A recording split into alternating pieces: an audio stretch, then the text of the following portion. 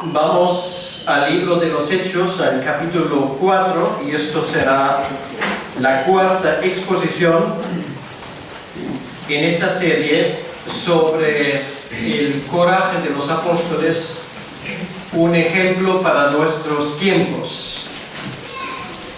Y hoy vamos a hablar del cuarto tema. El cuarto tema tiene que ver con esta, podríamos llamarlo, y creo que así salen los programas, gestión de crisis, o economía de emergencia, como queramos. Ahora, obviamente, llegamos al punto donde la iglesia primitiva está ante su primer reto. Y la pregunta sería, ¿cómo saldrían de ese reto? Porque están a punto de ser engullidos por este dragón, del cual, por ejemplo, hablamos en Apocalipsis capítulo 12. Obviamente ese dragón ha lamido sangre y está a punto de echarse encima de la iglesia. Y ahora la pregunta es, ¿y cómo sigue todo esto? La iglesia, desde el primer momento, y así lo leemos en el libro de los Hechos, se basaba sobre 4 pilares.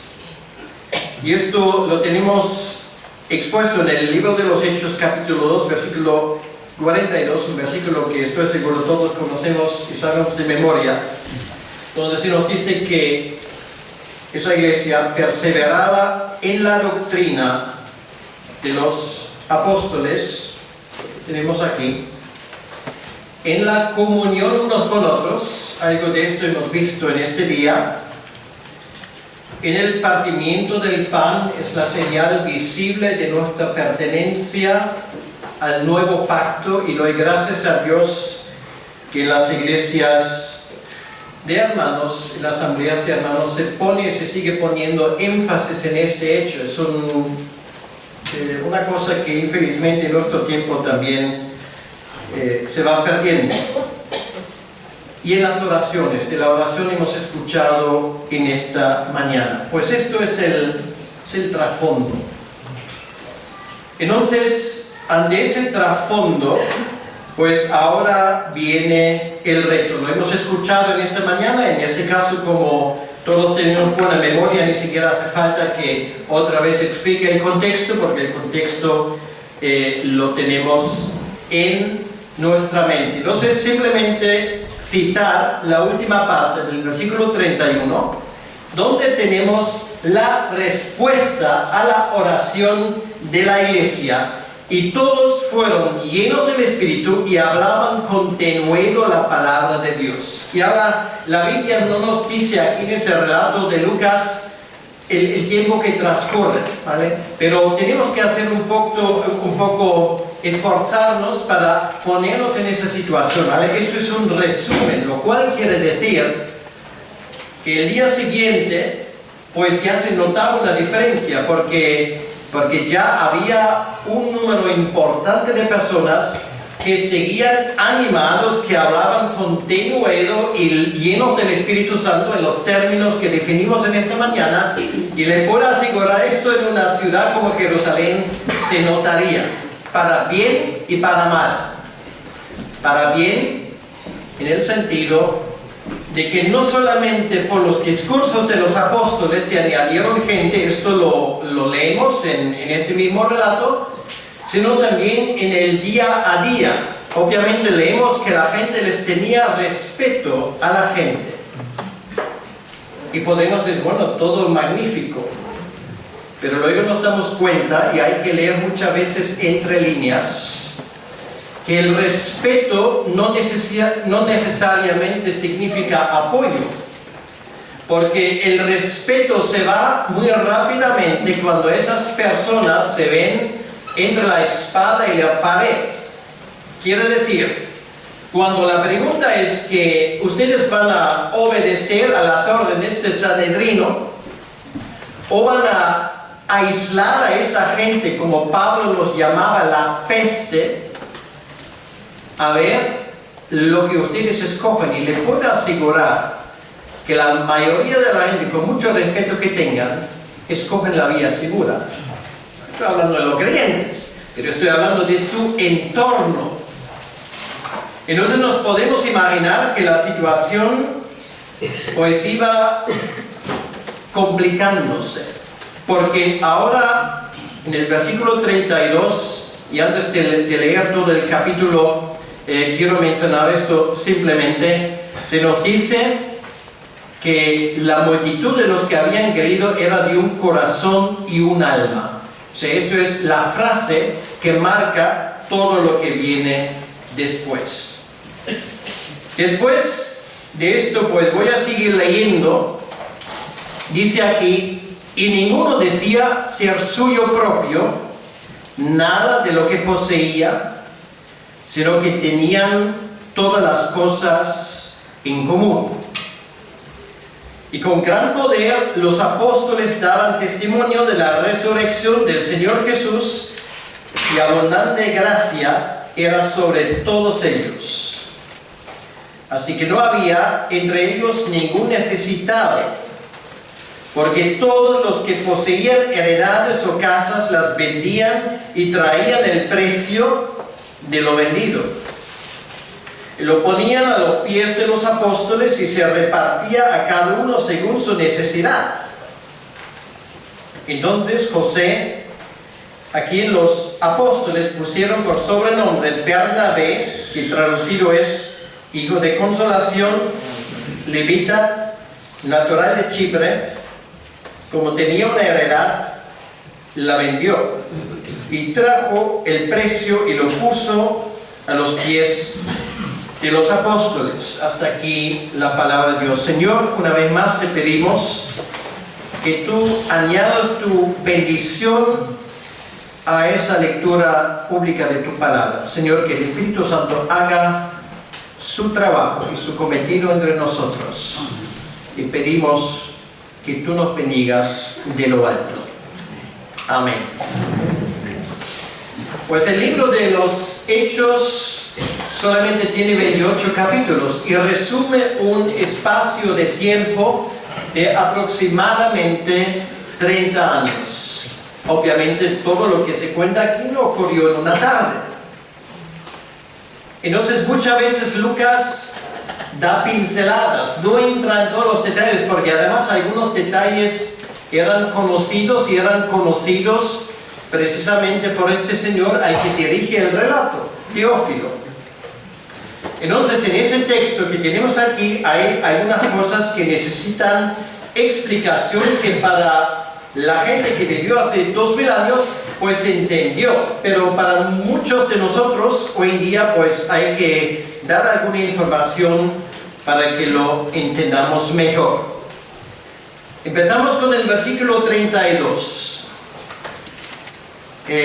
Aquí dice, y los pocos de los que habían creído eran más o menos de un corazón, aunque a veces se peleaban bastante.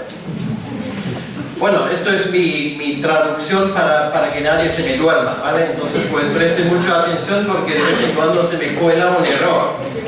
Bueno, no eran 4 gatos, ¿vale? Era la multitud, era mucha gente. Bueno, 3000, luego otro más, y la cosa pues iba creciendo de forma exponencial. La multitud quiere decir que había bastante personas, no eran la mayoría, porque en una ciudad como Jerusalén, sobre todo cuando había día festivo, la ciudad se llenaba. Incluso a veces el número de gente que había allí en momentos puntuales podía ser más de 1 millón. Y luego, claro, tampoco, aunque eran muchos, 3000 entre 1 millón tampoco llama tanta la atención, pero en otros momentos la gente se fue a su casa y esto se notaba. Pero lo que era notable de forma especial, y esto es algo muy interesante, mis amigos judíos, bueno, aquí no hay ninguno supongo, pero me lo van a perdonar, pero ellos serían lo mismo de afirmarlo: donde tienes 2 judíos tienes 3 opiniones. Y esto te lo dice cualquiera, ¿vale? O sea, son conocidos por debatir encarecidamente y con, a veces de forma, bueno, subiendo el tono, ¿vale? No es por nada que en el Parlamento de Jerusalén a veces llegan hasta las manos, es su forma de expresar cariñosamente su opinión. Pues entonces esa frase hay que entenderlo en su debido contexto. O sea, había una multitud, o sea, había mucha gente y ocurre algo que en esa ciudad pues era realmente, bueno, eso saldría en el Jerusalem Post, en el periódico, no había disenso, iban en la misma dirección, estaban de acuerdo. Aquí dice, eran de un corazón y un alma, era uña y carne, como se dice en castellano. Pues impresionante. Bueno, en España no ocurren estas cosas, obviamente. En España, pues la gente ya por su naturaleza, pues siempre busca el consenso. Esto ya lo sé por los 34 años que viví aquí. Bueno, algo de sangre judía también se tendrá hasta el día de hoy, ¿vale? Y esto a veces se nota. Bueno, es fácil pues entrar en un debate y bueno, sube el tono, bueno, luego no pasa nada, se toma, se puede decir aquí, una caña juntos y bueno, la cosa se arregla de forma pacífica, ¿no? ¿A qué voy? Pues esto llamó tanto la atención, ese sentir único, el ser uña y carne, corazón y un alma, que la gente se fijaba. Y esto es en comparación como si tú vas a una reunión de vecinos, voy a poner un ejemplo, y toda la tarde o la noche el discurso es respetuoso y tranquilo. Eso saldría el día siguiente en el periódico también, ¿vale? Llama la atención. Y esto es lo que era, por eso Lucas lo pone. Y esto no era necesario que este grupo, digamos, imprimiese folletos o cosas por el estilo, sino ya por su forma de comportarse llamaba la atención. En aquel entonces, igual que hoy en día, la gente buscaba primero no el reino de Dios, sino lo suyo. Y la pela era la pela, y bueno, en fin, pues no se regalaba nada, y donde podías engañar un poco, pues engañabas, pues lo típico.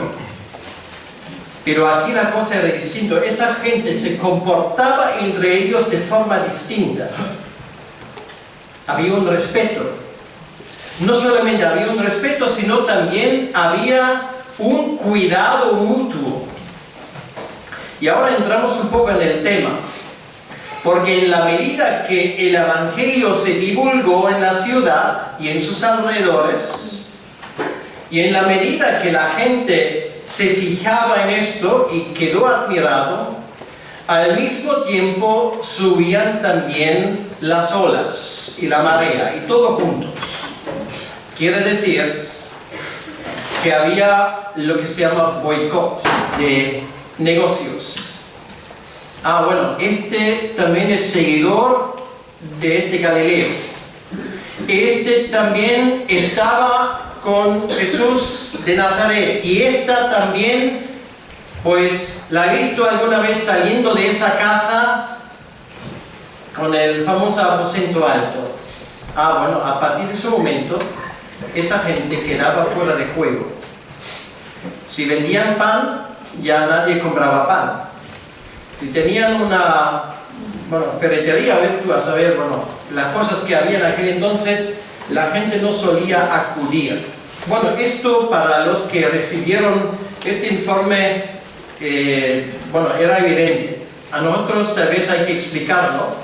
Y algunos lo habrán visto, o por lo menos escuchado de sus abuelos, que esto es una historia que en España, en la historia de los evangélicos, tampoco fuimos ajenos a ese tipo de represalias. Ahora, la respuesta de la iglesia es lo que leemos en la segunda parte del versículo. Es lo que yo llamo economía de emergencia. Ninguno decía ser suyo propio nada de lo que poseía. Quiere decir, lo que tenemos aquí muy en contra de lo que algunos creen ver en este texto no es un socialismo, un comunismo cristiano. No tiene absolutamente nada que ver con esto, porque lo del de ese tipo de ideología, pues lo propio es que dame lo tuyo porque yo tengo poco. Y esto funciona, como alguien ha dicho con mucha razón, hasta que se acabe el dinero de los demás. Y ya deja de funcionar. Esto no tiene nada que ver. Esto era algo que funcionaba de otra manera. Quiere decir que había gente que perdió su trabajo, su negocio. Bueno, ahí no había seguridad social. No había ningún fondo para esas cosas. Si lo hubiera, pues los cristianos seguramente no hubiesen podido acceder a esto. Por lo tanto, era responsabilidad de la iglesia de cuidar de esa gente. Y como no entraba más dinero para aquellos que habían mantenido sus negocios y su trabajo, pues había que recurrir a otro tipo de ingresos y no quedaba más remedio que vender terrenos. Pues esto es la explicación de lo que hay allí detrás. Lo curioso es que en el libro de los Hechos no leemos que los apóstoles enseñaban esto.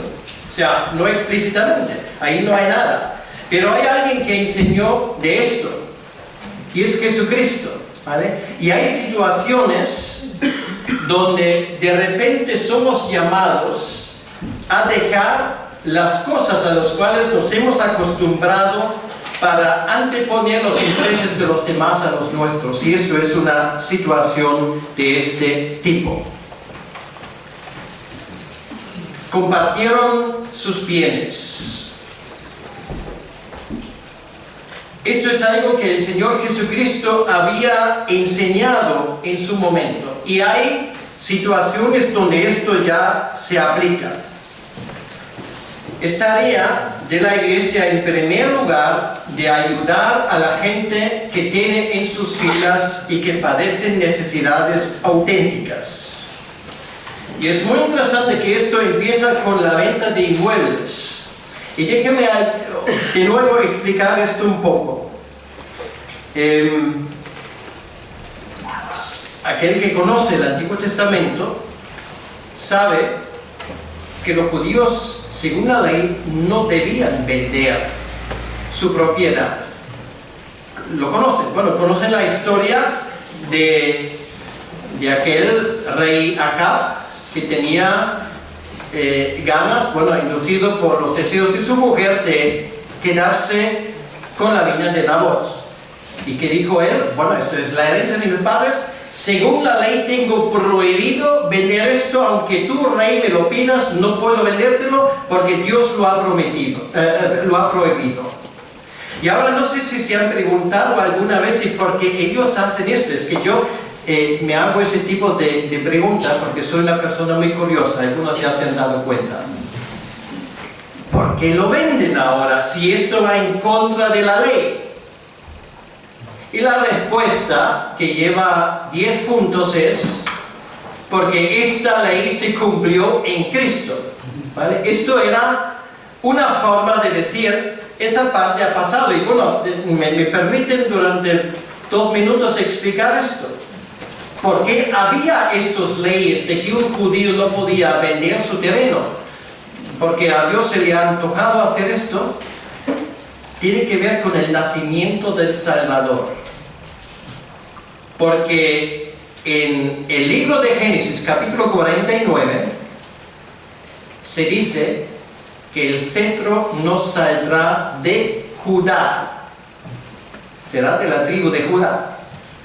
Y Miqueas 5:2 dice que es de Belén, Efratá.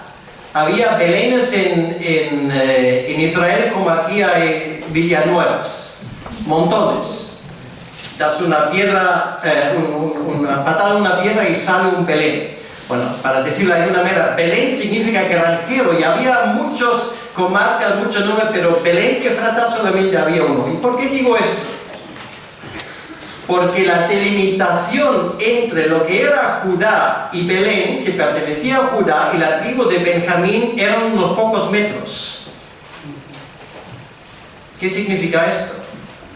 Significa si esta ley de Levítico, si esto no se toma en serio durante un espacio de tiempo de 1400 años, al final, pues la limitación en la tribu, por ejemplo, de Judá y de Benjamín, pues fluctúa.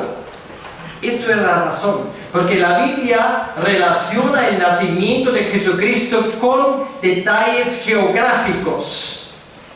Bueno, no puedo entrar en más detalles porque el tiempo no da abasto, pero ustedes ya lo saben, ¿vale? Pues esta es la razón. Y ellos dicen, ¿vale? Pues esta parte de la ley fue cumplido en Cristo. Es la razón porque después del nacimiento de Jesucristo ya no hay genealogías. Bueno, me vas a decir, ¿y qué pasa con Mateo 1 y Lucas 3? Bueno, esto es introductorio, pero luego no lees nada porque ya no hace falta, el Mesías ha venido. ¿Nos entendemos? Pues esto es, ahora ellos tenían la libertad, porque esa ley se cumplió en Cristo, si queremos llamarlo parte de la ley ceremonial, y por lo tanto ahora tenían la libertad de vender estos terrenos.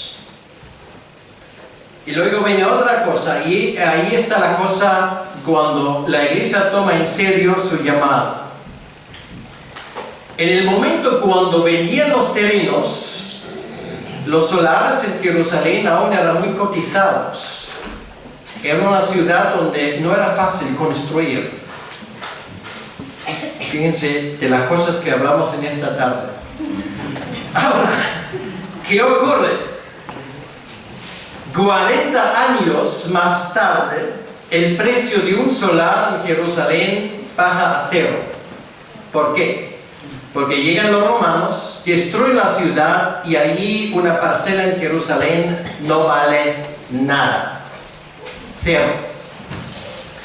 Quiere decir que ellos en este momento hicieron un simple cálculo. Ahora, con lo que tenemos podemos ayudar, podemos usarlo para la gloria del reino de Dios. Pero en el futuro, ellos sabían que los días de esa ciudad estaban contados. Lo que ahora aún vale, ya no valdrá. Esto significa buscar primero el reino de Dios. Ahora, aquellos que quieran hacer una regla generalizada de esto, serán con las narices contra la pared, porque esto no funciona. Es economía de emergencia, y en ese caso era una emergencia. Y ni siquiera en esa emergencia se vendían todas las propiedades. El que lee la Biblia sabe más. Y le voy a contar otro, bueno, no es un secreto, pero está en la Biblia. Vamos al capítulo 12 del libro de los Hechos. Pedro sale de la cárcel. ¿A dónde se dirige? Al lugar donde están los apóstoles de la iglesia teniendo una reunión de oración donde habían orado por la liberación de Pedro. Pedro se presenta y la sirvienta que abre no se lo puede creer, pues cierra otra vez. Se lo dice, bueno, ¿dónde están? Ustedes lo saben. En el aposento alto. Ese lugar donde antes también estaban en Hechos 2 y en Hechos capítulo 1 y en la Santa Cena del Señor, propiedad de la madre de Juan Marcos. Ella no había vendido su casa y mira, esa casa valía una pasta. Entonces ya nos damos cuenta de otra cosa. Esa gente pensaba estratégicamente. Algunos podían vender y lo vendieron a buen precio, y ese buen precio ayudó a sostener la iglesia durante un tiempo y a aquellas personas que tenían necesidades. Pero otros no lo hicieron y no desprendemos de esto por amor al dinero, sino porque podían servir al Señor mejor con sus pertenencias. Esto era una cosa voluntaria. Esto lo vimos en el capítulo siguiente con ese engaño de Anas y Zafira, precisamente dando a entender que habían venido todo cuando no era el caso. Y Pedro dice claramente, podrías haberos quedado con todo esto, pero no lo hicieron por hipocresía. Bien, la cosa sigue. porque todos los que poseían, dice el versículo 34, heredades o casas, las vendían y traían el precio de lo vendido. Y ahora viene otra cosa que es bastante interesante. ¿Quién lo reparte? Aquí dice que lo reparten los apóstoles. Quiere decir que la iglesia ya tenía, vamos a decirlo así, una administración propia donde se vigilaba cómo se administraba los bienes. Eran los apóstoles que decidieron este asunto. Y dice aquí, y se repartía a cada uno según su necesidad. Esto no lo decidía la gente, sino lo decidían los apóstoles. Ahora, esto implica varias cosas. Implica reconocer la autoridad de los apóstoles como líderes de la iglesia, porque ellos, de parte de la iglesia, tenían esa confianza. Y luego nos enseña en cuanto a la gente que ellos no estaban apegados a sus pertenencias, sino al Señor. Era uña y carne, un corazón y un alma. Y me da la sensación que el origen, no sé de todas, pero de muchas de las riñas, es agarrar lo suyo y codiciar lo de los demás. Sean pertenencias físicas, o sean facultades, o si queremos llamarlo dones espirituales. La envidia, el mirar lo que tienen los demás, esto es muchas veces la causa de ese tipo de divisiones. Todo esto era un acto solemne. Nos tenemos que fijar en las palabras que se usa aquí. Aquí dice en el versículo 34, ninguno decía ser suyo propio nada lo que posee, sino que tenían sino que tenían todas las cosas en común.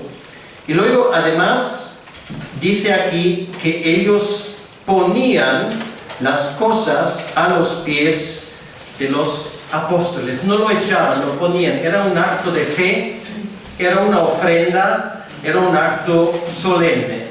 No era tirarlo como hizo Judas en su momento con sus 30 piezas de plata. Era depositarlo a sus pies, ponerlo como una ofrenda para el Señor. Vemos esto, algo por el estilo, en el Antiguo Testamento con la historia de Jeremías en tiempos de Nabucodonosor, cuando él compra, en este caso a la inversa, un terreno que ya no valía para nada en aquel entonces, pero que luego iba a ser muy valioso. Su mensaje era: Israel tiene futuro. El hecho de que la iglesia en su gran mayoría vende ahora, cuando otros quieren comprar, el mensaje es: Jerusalén no tiene futuro. El templo no tiene futuro. 40 años más tarde ese templo iba a ser un montón de piedras con humo y ennegrecidos, porque el templo ya se llamaba iglesia. Ante la catástrofe que iba a venir, y casi me atrevo a decir, ante los tiempos inciertos que nos esperan, aquel es sabio que usa su dinero y lo invierte en las cosas y los negocios del Señor. Aquello era una situación de emergencia. Yo no soy profeta, desde luego no lo soy, ni tengo una bola de cristal.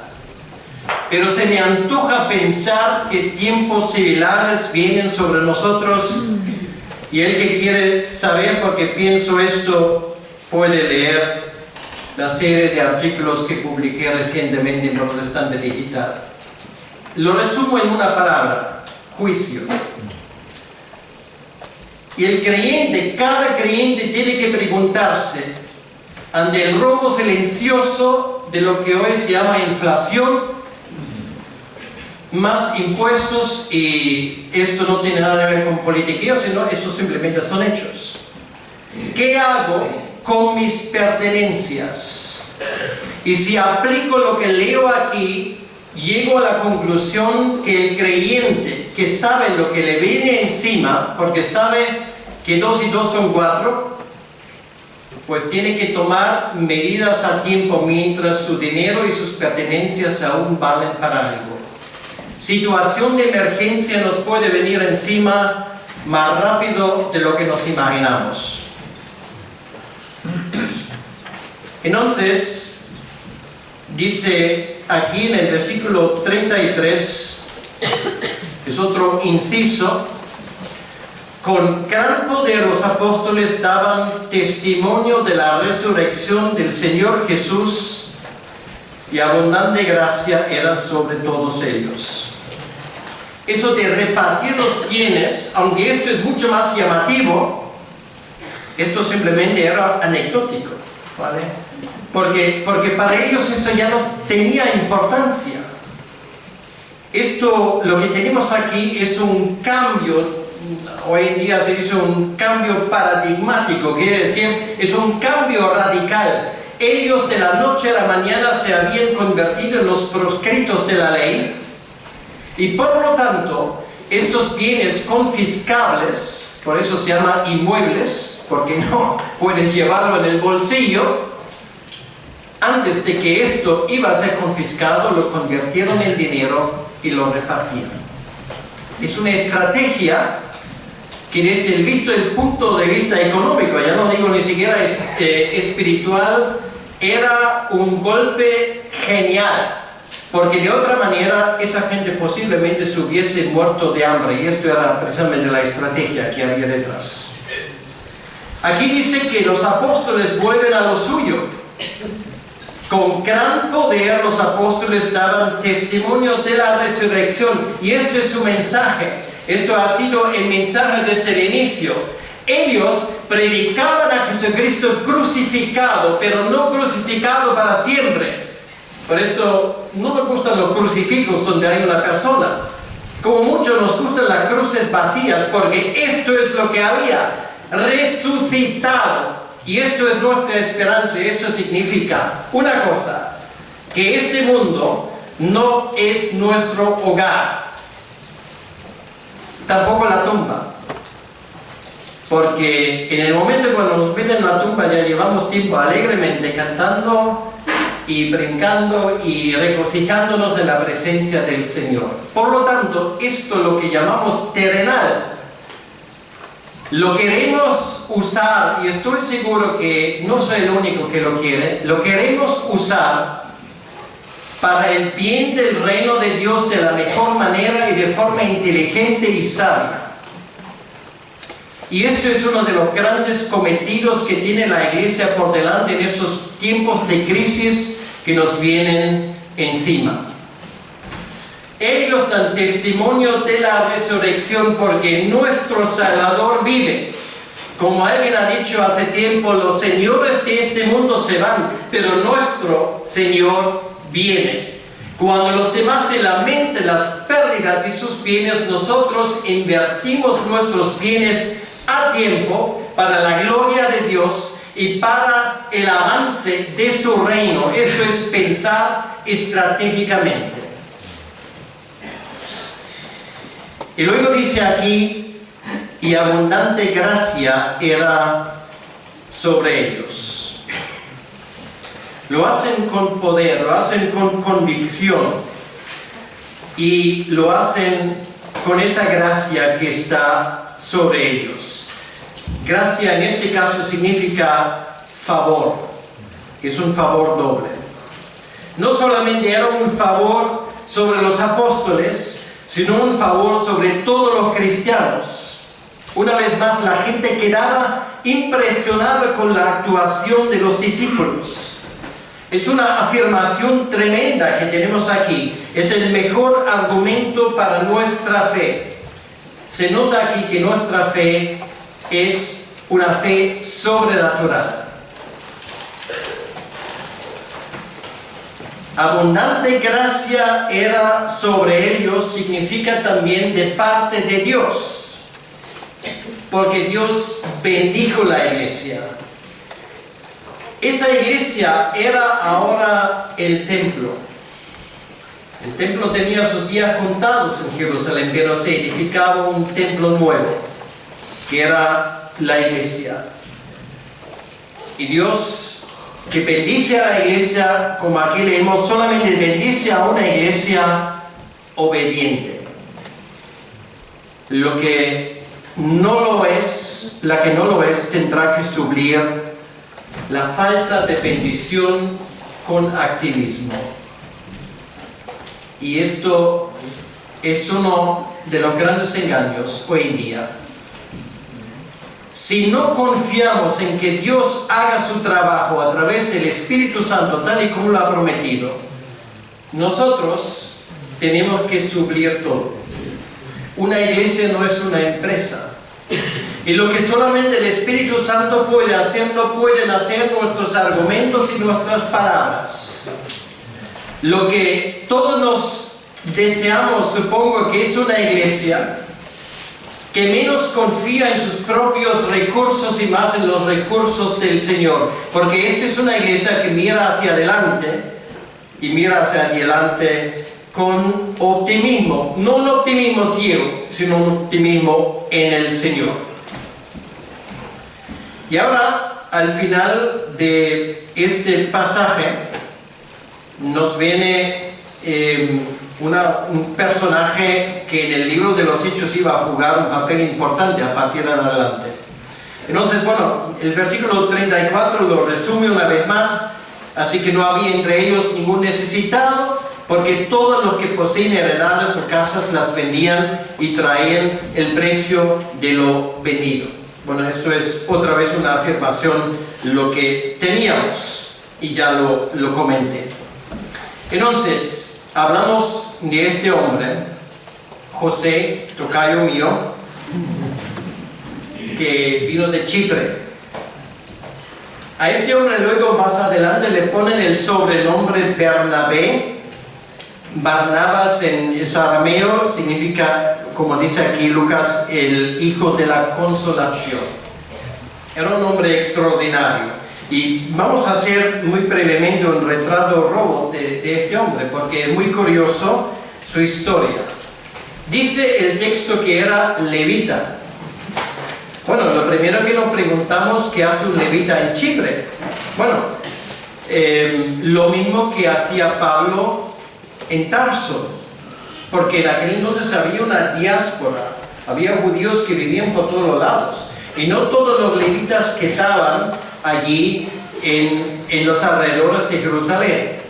El hecho es que él habrá nacido allí en Chipre, posiblemente porque se menciona eso de levita. Él habrá jugado allí un papel importante, tal vez era responsable de una sinagoga, y posiblemente vino también a Jerusalén en aquellos tiempos para celebrar el día de Pentecostés, porque había gente de Creta, la isla vecina, y Chipre estaba aún más cerca de Jerusalén. Y yo supongo que este hombre era uno de los 3,000 que inicialmente se convirtieron.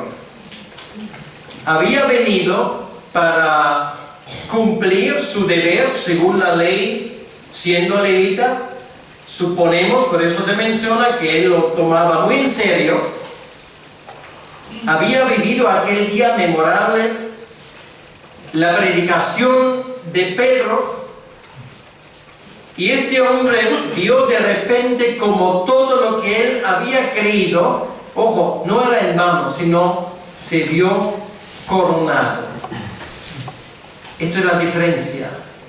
Porque un judío que tomaba la ley en serio, esperaba esa esperanza, el deseado de las naciones, como dice Ageo, y había algunos que eran más ciegos que un murciélago y no lo vieron, y había otros. Y Lucas lo dice explícitamente, de entre los sacerdotes, y los sacerdotes eran levitas, y de entre los levitas, uno de ellos era él. Y me pregunto por qué precisamente. Porque no hay que olvidar una cosa. En aquel momento, cuando se rompe el velo en el templo, a las 3 de la tarde, cuando crucificaron al Señor Jesucristo, un centenar de levitas y sacerdotes preparaba el sacrificio de la tarde. Y nosotros decimos que se rompió el velo en el templo. Bueno, aquel velo pesaba toneladas. Realmente esto no era un muro de separación, esto eran alfombras, que esto era imposible de ninguna manera romperlo, y esto se rascó de arriba para abajo. No nos podemos imaginar el susto que había que entrar en esa gente dedicándose a su negocio, cuando de repente el templo empieza a temblar y se ve esa separación poco a poco, como movido de una mano invisible, rascarse desde arriba para abajo. Bueno, se le congelaba la sangre. Y estoy seguro, aunque la Biblia no dice, que miraban aquello y se quedaban realmente horrorizados. Y yo creo que esto fue un mensaje de parte de Dios precisamente para ellos. Por eso Lucas dice en el libro de los Hechos que de entre los sacerdotes y los levitas había gente que depositaba su fe en Cristo. Uno de los primeros es este levita que tenemos aquí.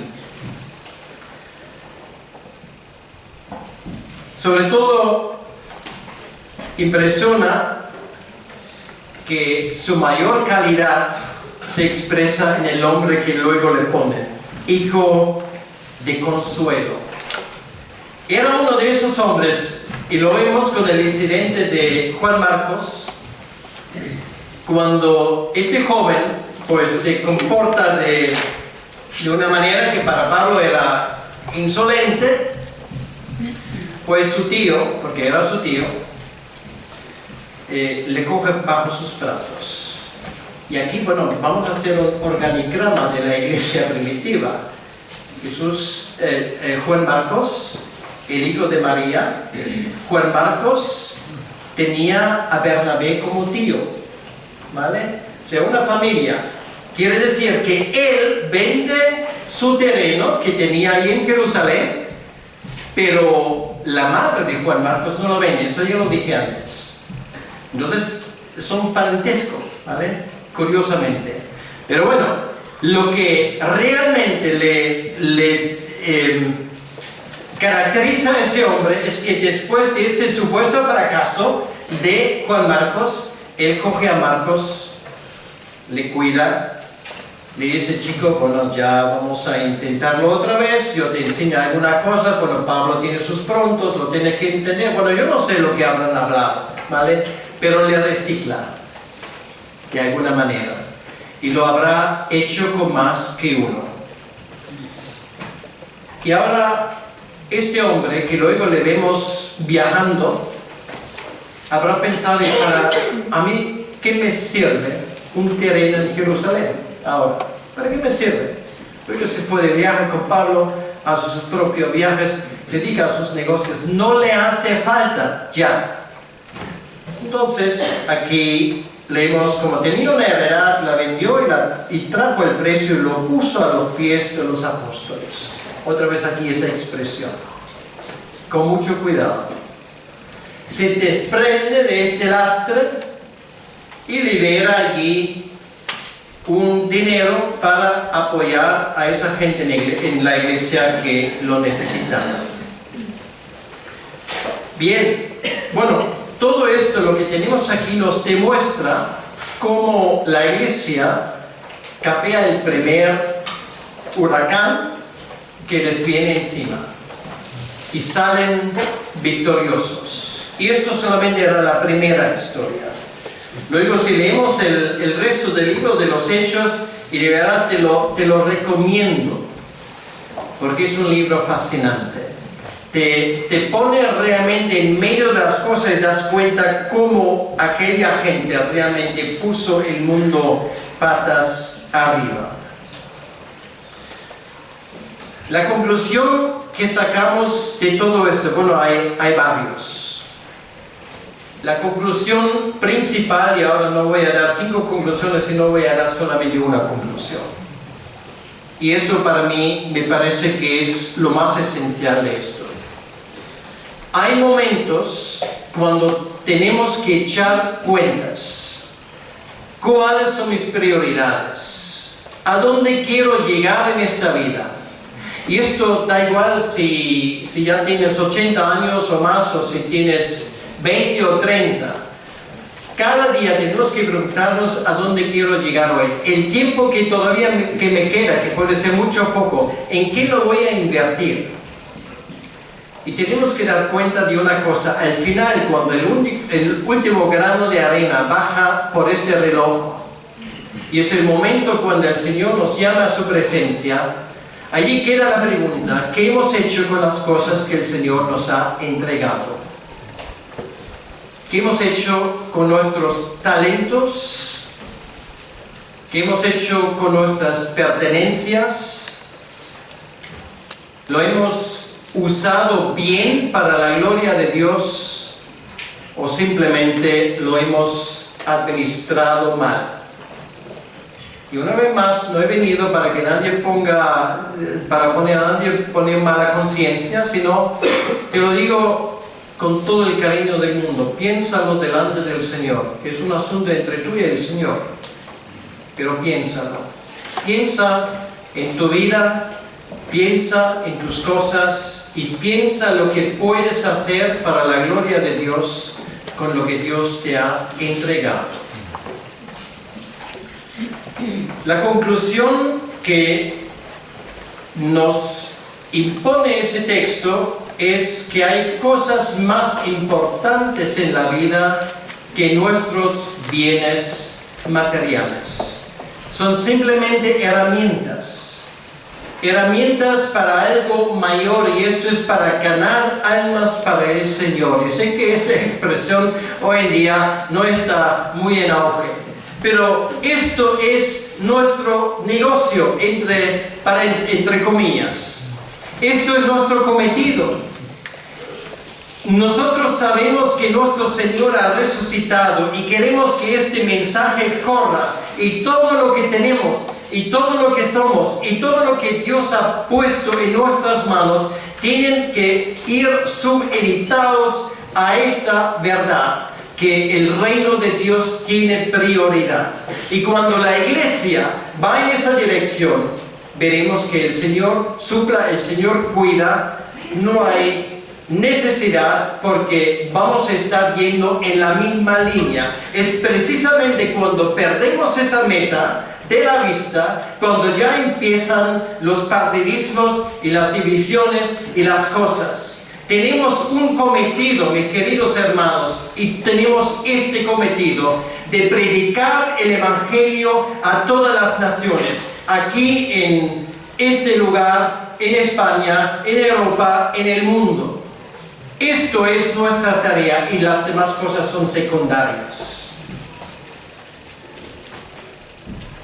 Cuando llegue el momento y el Señor nos llama a su presencia, pues todos queremos salir de este mundo con bagaje ligero, ¿verdad?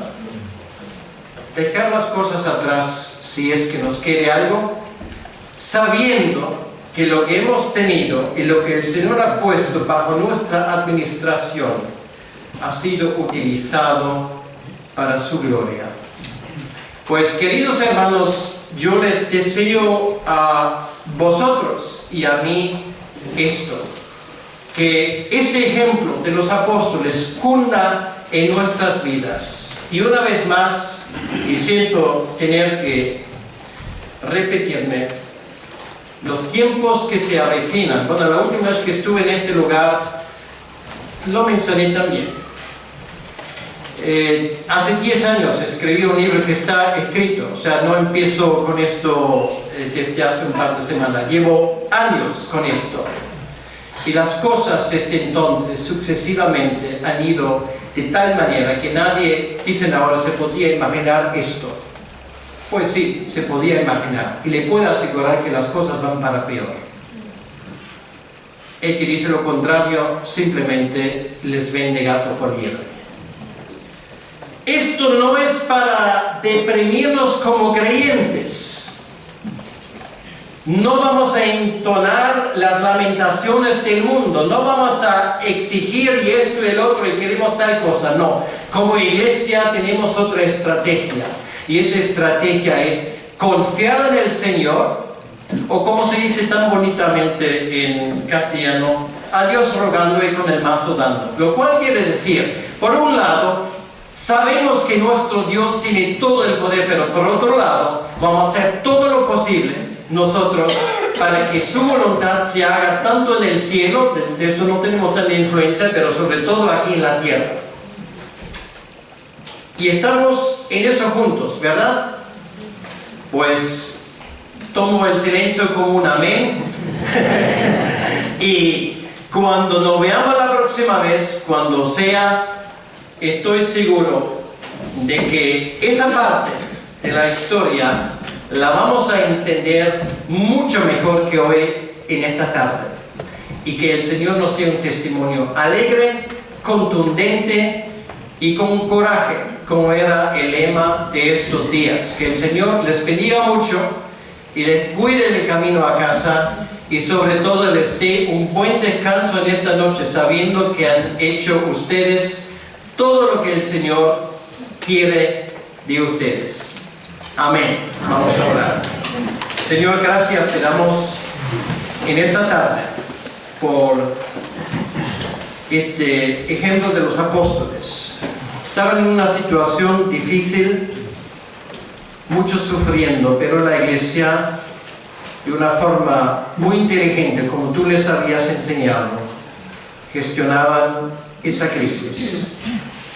No solamente esto, sino se siguió predicando el Evangelio. Señor, cuando leemos esto realmente nos quedamos impresionados con la manera como tú eres el Señor sobre todas las cosas, y te pedimos, Señor, para nuestros tiempos, te pedimos encarecidamente, Señor, danos inteligencia, danos sabiduría, danos este denuedo, danos esta manera de querer predicar tu evangelio y buscar tu reino ante todas las cosas. Señor, no sabemos cuánto tiempo aún nos queda y no sabemos por cuánto tiempo más podemos predicar el evangelio libremente, pero queremos usar cada ocasión y cada día de nuestra vida para dar un testimonio de que nosotros vamos a nuestra casa para reencontrarnos contigo, porque servimos a un Señor resucitado, no a un Señor muerto.